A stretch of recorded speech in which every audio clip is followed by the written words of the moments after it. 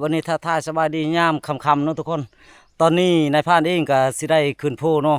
ส่วนทางทีมงานเฮาก็ขึ้นทางรถเนาะทุกคนเนาะเพราะว่าเฮาทางนี้ก็ขึ้น4 คนเนาะทุกคนเพราะว่าเฮาก็ขึ้นกับนายพรานใหญ่เพิ่นเนาะกับเฒ่าพ่อในเนาะทุกคนเนาะตอนนี้กำลังสิย่างขึ้นภูเนาะทุกคนเพราะว่าทีมงานเพิ่นก็ไปทางรถพุ่นแหละเฮาก็ย่างเอาทางลัดกับน้องมาในเนาะทุกคนเนาะวันนี้เฮานายพรานเองก็สิได้ย่างขึ้นตอนนี้แหละเนาะทุกคน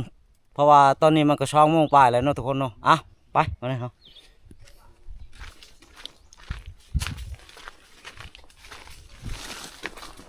ขี่ยังบ่ทันเช้าเนาะบื้นขึ้นพูดนี่ก็สมควรเติบนะทุกคนเพราะว่าแดดกำลังกะนี่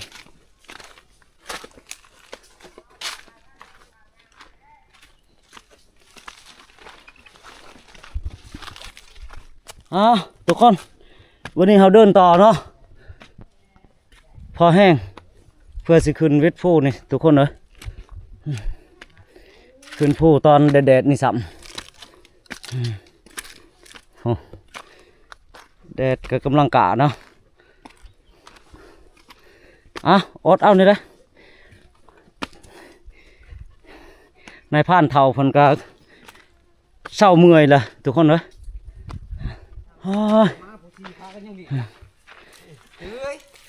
เป็นจะได้นายพรานเท่าเมื่อยอยู่วะเมื่อยว้าเมื่อยพอแห้งทุกคนเมื่อยไปคอยขึ้นเนาะเมื่อยซ้ำนี่ใจยังสู้เลยเนาะยกโป้แทมก็เองเราเห็นนายพรานเฮาไปพักผ่อนอยู่หลังนู้นพอเนาะอยากเต้มันตำผู้เท่านั้นขึ้นเลยไปการไปยังไปพุ่นบักไล่ไปเลยหุ้ยไปเลยพุ่น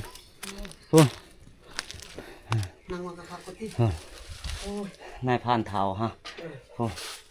ถ้าเกิดขึ้นหอดเราเมื่อยแล้วพุ่นนายพรานใหญ่ก็ตายเลยโคมเท่านั้นก็ยางชามคาเลยทุกคนแล้วก็เมื่อยทุกคนเลยเอาน้ำจะน่าก็วิทย์ดอกพักผ่อนก่อนบอลห้องก่อนนี่ทุกคนพูดมีโฮมใหม่มวนเย็นทุกคนเราเดินต่ออีกเศร้าเมื่อยสมุนแล้วก็เดินต่อ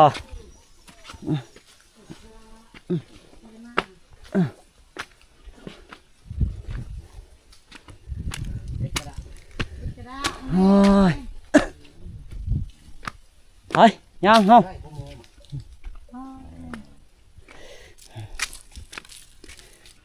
จะมาแต่ใช้เลยนี่ห้ามน้ำขี้ย่างห้ามน้ำขี้ย่างได้หมดเท่านี้วะนี่หาเจ้าแน่มาพี่ในตีแต่นี่มันตายเนี่ยได้2 ตุกทุกคนพี่โอ้ยมาพี่ยายมาไว้โอ้ยอย่าพาวก่อนอย่าพาวก่อนไปทำข้าวป่าลุงตัวว่าหาพี่ย่างจะเข้าป่าจะได้อะไรพื้นทุกคนพุ่นยายชวนข่อยก็ไปแล้วพุ่นสมัครเข้าป่าแล้ววันนี้โอ้ยเบิ้งพุ่นจะมาแต่ใช่ละยายมาติโพว่าโอ้ใช่ละขี้ย่างพุ่นพุ่นเล่ากระหาบทุกคนเลยพี่นี่กระตุกขี้ย่างเราพุ่นทั้งขี้กะเลน้ำป่าแม่ชูนเพราะว่าเราสิเอาลงไปห่อเนาะทุกคนตัวนี้เนาะตัวนี้หันเราเชียร์อันนั้นหัวอยากสูบยากับมาตีผมจะให้เจ้าอยู่ป่าเลย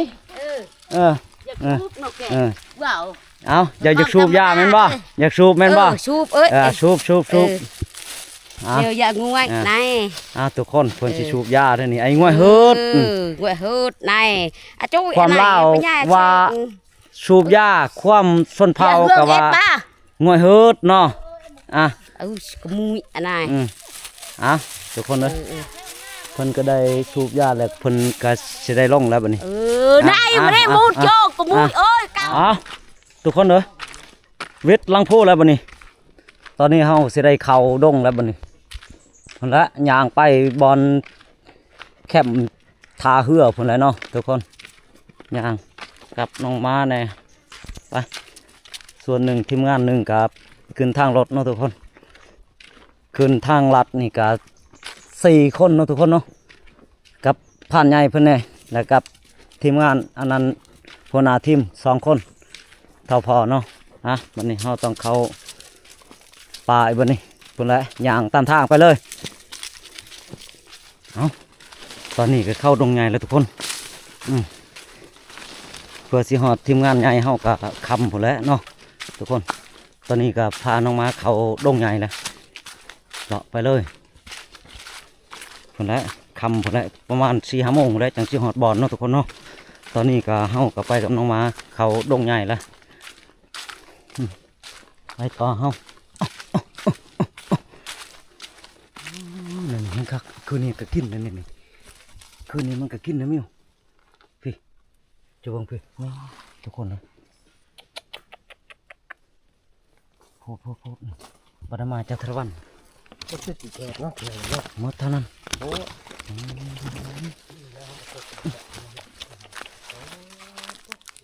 อ้โหเอ้าเป็นจะได้ก็ให้น้องมาชอบชุ่มใหญ่เด้อน้องมาเฮาก็กำลังชอกทุกคนเลยพี่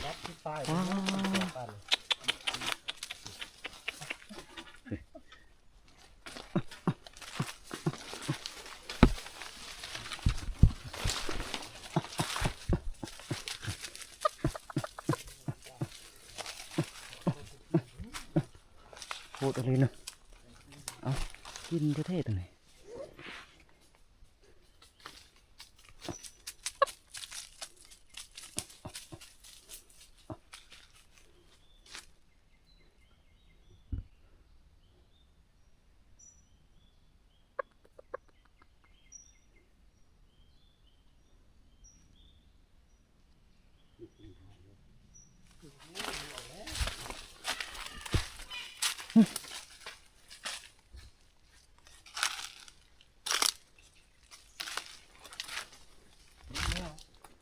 ห่วงหมดแล้วเนาะ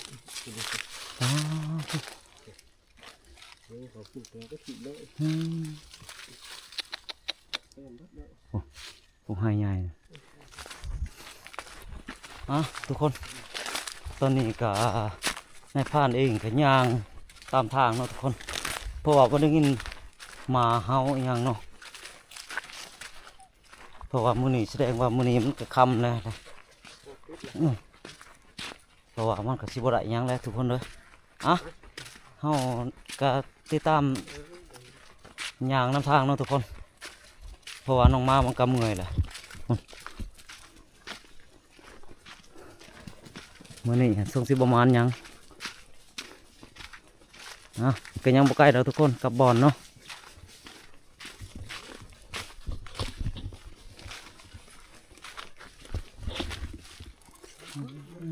ทุกคน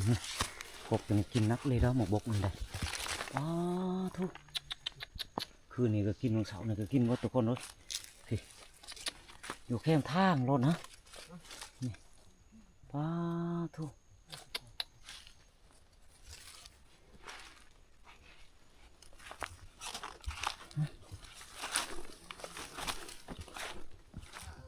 ลูกนี่ย่างที่ไปพักผ่อน ทุกคนวันนี้ฮอดมองฮอดบอลแล้วเนาะทุกคนเนาะวันนี้นายผ่านแต่ละคนก็มาพร้อมหน้าพร้อมตาเบิดแล้วเนาะทุกคนเนาะเพราะว่าเก่าคือไปมาแล้วเฮ้ยเฮ็ดจะได้ขึ้นฮอดนี่มาคือเก่าบ่มาคือเก่านี่อันนั้นนายผ่านท่องเพิ่นก็มาก่อนเนาะสบายดีนี่นายผ่านมองเพิ่นก็มาเลยมาเบิดนี่นายผ่านต้อมได้วันนี้ได้มาเบิดพร้อมหน้าพร้อมตาเนาะครบทีมวันนี้เฮามารวมกันอีกเนาะตอนนั้นก็ทางนายพรานเองก็ติดธุระนี่เนาะก็สิได้แยกทีมเนาะนี่นายพรานเฮียงเพิ่นก็ได้กินมากระทันกับเพิ่นสิไม่แห้งในน้อยนึงนี่เป็นแลนเบิดคือเด้อนี่กลอกสตองบ่ทำทั่วโอ้ก็คกเจ้าบ่หั่นโอ้ก็คกมาใหม่เนาะนี่เนาะครับอะไรปิ่นเปียเฮาโอ้เพิ่นว่าโลกก้มอลีเพิ่นว่าพ่ออ้ายมาพ่อเนาะหว่าพันเฮียงก็สิชัวเครียดแล้วทุกคน กี้เขาไปเล่นเบิดแล้วแทนน่ะเพิ่นว่า เท่าไหร่ ถ้าเขาใหญ่ คน เนาะ เรียบร้อยแล้วได้นี่ อืม เฉียดนั่นคน มาอีก ทุกคนมากินข้าวน้ำกันมาท่านผู้ชมมากินข้าวน้ำกันเด้อ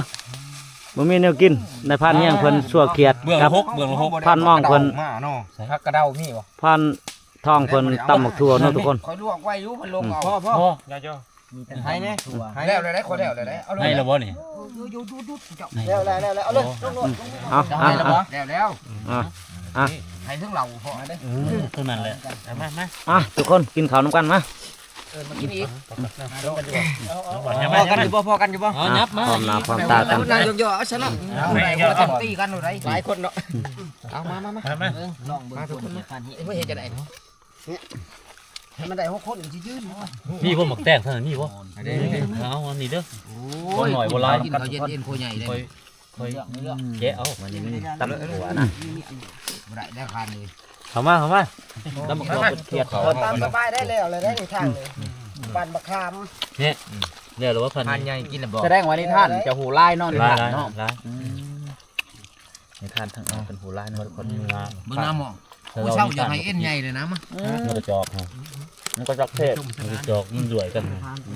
นาทีหนึ่งหาเทื่อมันอันใหญ่บ่กินข้าวแดงเนาะมันเฮ็ดกัน เพิ่นกินใบมะขาม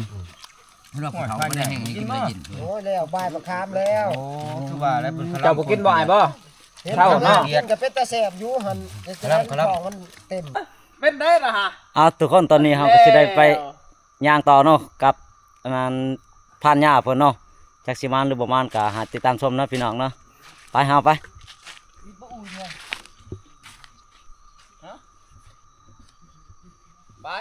ทุกคนหลังจากเฮาไปเมื่อยแล้วก็สิได้พักผ่อนเนาะทุกคนกับนายพรานกัญญาเพิ่นเนาะตอนนี้ก็10:30นเฮาก็สิได้พักผ่อนกันเนาะทุกคนเนาะตอนนี้ก็ตั้งพื้นตั้งไฟแล้วก็พักผ่อนก่อนตอนนี้ทุกคนตอนนี้ทางนายพรานเองก็บ่มีหยังเนาะเพราะว่ามันก็ดึกแล้วตอนนี้นายพรานเองก็สิได้รับได้นอนเนาะทุกคนตอนนี้นายพรานเองก็สิได้ปิดคลิปเนาะทุกคนขอขอบใจนำ FC แต่ละคนทานผู้ชมเนาะตอนนี้นายพรานเองก็สิได้ปิดคลิปเนาะทุกคนสิได้รับได้นอนก่อน